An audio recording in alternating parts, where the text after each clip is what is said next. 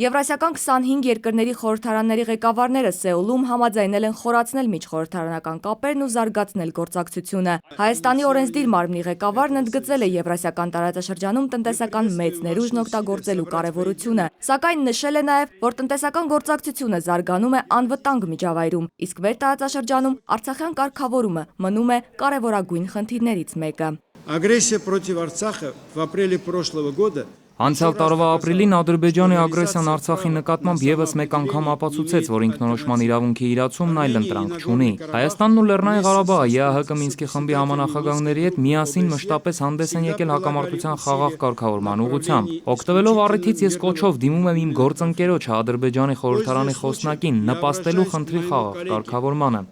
Ազգային ժողովի խոսնակն անդրադարձել է նաև Հայաստանի սահմանադրության բարեփոխմանը, ինչի արդյունքում երկիրն անցնում է խորհրդարանական կառավարման համակարգի, խոսել է խորհրդարանական ընտրությունների մասին։